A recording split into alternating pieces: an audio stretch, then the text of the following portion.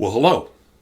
A couple of weeks ago, Hemingway Jones did a video where he compared the Montblanc 149 with the Pilot Custom 823.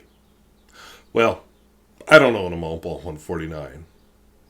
What I do own is a Pilot Custom 823, and I own a Montblanc 146. Now, mine is a older model from probably the 80s, so, and I'll take this little comparison with a grain of salt because the modern version may be different. But let's take a look at these two pens. So these are the two pens in question. I think just a surface look, they look a lot alike. A little bit more going on with the clip on the Pilot. By the way, yes, Pilot Custom 823 below, Montblanc 146 above. But so similar. But let's break them down. Let's look at the outside and we'll compare. But I just want you to notice these do seem to be very similar size. So let's look at the Montblanc first. Whoops. That's why Montblanc doesn't want me doing advertising. Okay. So Montblanc 149, you've got your 3 trim rings. 146. The clip has a little fanciness going on, but not much. And, of course, the bird splat on top. And then nothing here. So very subtle branding. I don't see any injection marks anywhere. Open it up. Yes, it's a screw cap. And, by the way, one turn. A little bit better than one turn to open it. You can't really see it, but it has a segmented ink window here. Then you have, this one happens to be a medium nib, I think. Yep. Now mine is an older one, which is why I own it. So mine has an ebonite feed. The modern ones come with a plastic feed, and I believe that the nib now is two-colored. But pretty much an unchanged design. This is a piston turning knob, which I won't turn, but the piston works very smoothly inside the pen. Now the Pilot Custom 823 comes, well, this is the smoke-colored finish. It's actually a translucent body, but very hard to see through on my set, but you can kind of make out in here the rod for the filling mechanism. So, no bird splat. It does say Pilot on the clip, and you've got some subtle branding right here, and that's pretty much it. And again, no injection marks. Well, let's count here. So, open it up. One turn. So, about 1.5 turns. And this is a broad nib. I very much like their fine nib. I use that a lot for writing. Plastic feed. Not much else to say. You can kind of tell the ink level when you hold this up to the light. This is a vacuum filler, which those are kind of fun, to fill, and then you don't really think about it other than the fact of the vacuum filler. You have to do this when you're on a long writing session, or else the ink will stop flowing after a while. So some people object to that. You can get a full fill on this. It's a little finagling, but yes, you can. So what do I think? I'm going to lay these side by side while I tell you what I think. Felling mechanisms. I'm not bothered too much by cartridge converters. I'm happy with pistons. I have my older pens are all lever fillers. I have some button fillers. Filling mechanism doesn't mean much to me. But if I ever have to fix one of these, and, for some reason can't send it back to Pilot or Montblanc, I have no flipping clue how I'd fix this Pilot. I think I could fix the Montblanc. I have fixed pistons before. In fact, I'm working on a piston video. So, look at them side by side. Uncapped. The Pilot's just a tiny bit longer. I'd say here, let's just zoom in there. I'd say the Pilot may be slightly more narrow than the Montblanc, but not significantly so. The Montblanc does have a larger brother, the Montblanc 149. I know I don't like it because I don't like pens that are that girthy, but this one's reasonable. Comfortable to hold. The nib seems to be slightly longer in the Pilot, but very remarkably similar. So the next big thing would be, how do they write? So we'll take a look at that next. All right, so I screwed up and I'm cheap and didn't want to change paper. So the Pilot Custom 823 is a broad nib. The Montblanc is a medium, but I think you can see that these are very similar size.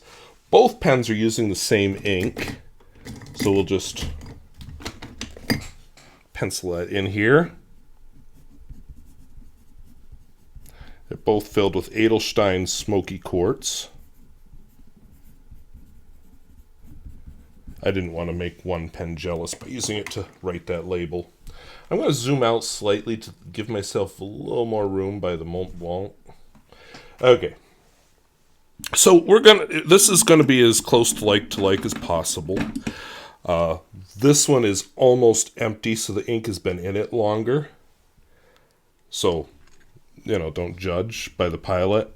Oh, if the ink looks a little different that way. But anyway, we'll start with, I always like to do a flex test, even though it's not really flexing the pen. Because you don't do that. But I definitely see some line variation there. The smear test.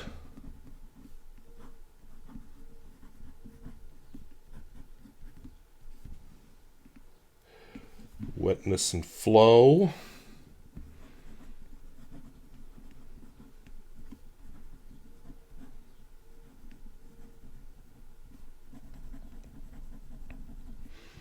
Reverse writing. We'll just do it this way.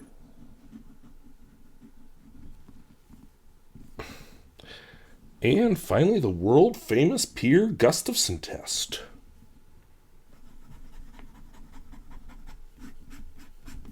So, as you can see, both pens have some nice line variation. Again, the Pilot the ink is a little older, so I think that's why it appears a little bit darker. I think they were both pretty wet pens. They're both awful with reverse writing. I don't remember noticing that when I did the original first impression, but maybe it's the paper. I don't know, but dear God. They both keep up with the Peer Gustafson test. I think with the Montblanc, I get a little bit more line variation than I do with the Pilot, and I just feel more bounce to it. So there is that. On the whole, they're both a good writing experience. I enjoy them both. Which one is inked up more? Well, I haven't had the Montblanc for as many years as I've had the Pilot. So I don't know. Time will tell. But I do enjoy writing with the Pilot Custom 823 very much. So, yeah, the writing was more comparable than I honestly expected it to be. So let's do a couple close-up thingies.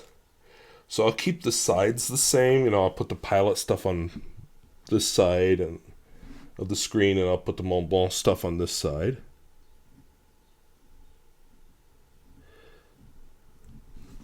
So that in the middle is as little pressure as I could. Kind of medium, and then as much pressure as I could. So we'll do kind of a medium with the Montblanc. Less. Ooh, nothing. So I would say that I get a little more line variation out of the Montblanc pen.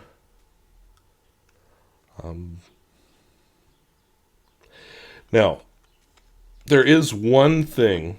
These are both expensive pens, but there is, and I don't usually like to discuss price, but there's a big disadvantage on one side of this. Oh, look at that.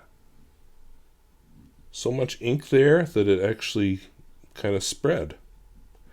Only happened on one here, so I'd say that the Montblanc is wetter. But the big disadvantage here,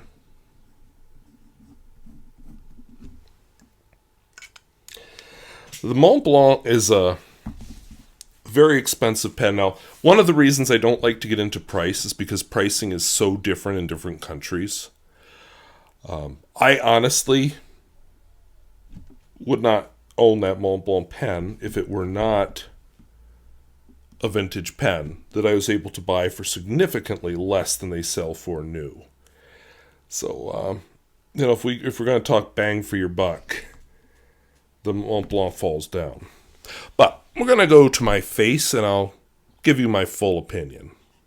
So, I think I told you my big objection right there in the writing sample. Are these pens comparable? Yes. Different filling mechanisms. I think the Montblanc would be easier to fix. The Pilot, I don't know how I would fix it. The Pilot is also made with very high tolerance, closely fitted parts, so it's a lot easier to break it if you try to fix it.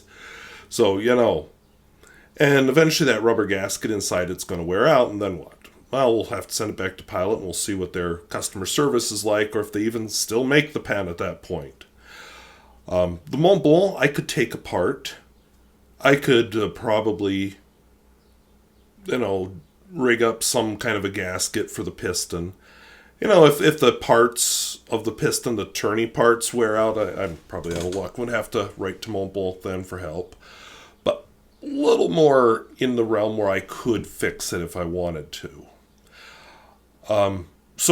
Repair, I think the Montblanc wins.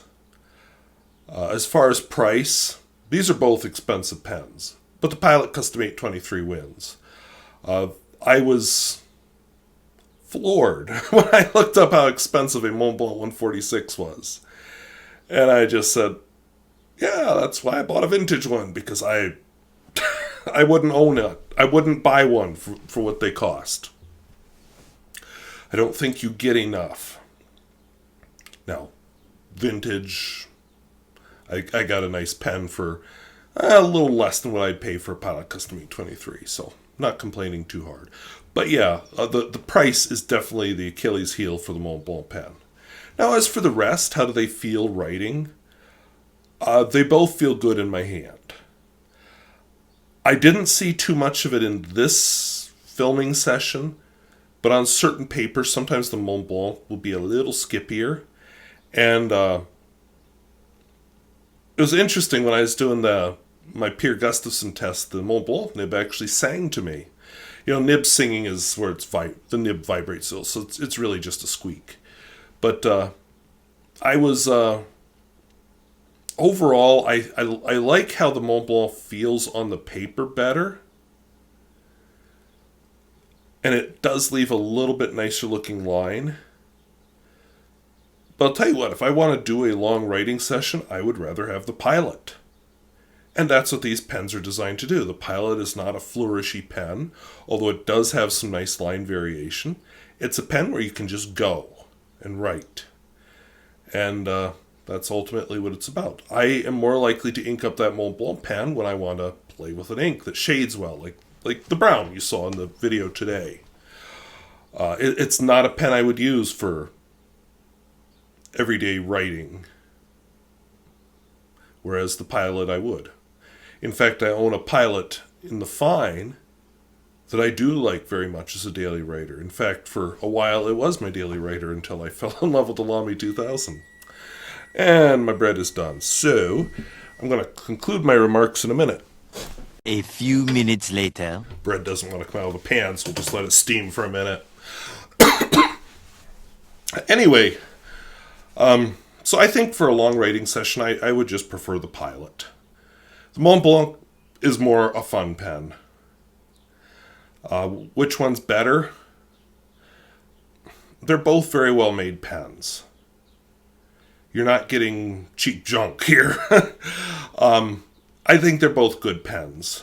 I just, as a daily writer, the the Pilot is better in my humble opinion. Honestly, unless somebody knows what the bird splat means, neither pen is going to really grab anybody's attention. They're just kind of quietly going to... I mean, they're not as, hidden as a Lamy 2000 because they have that big gold nib, but, they're not going to stand out particularly either. So,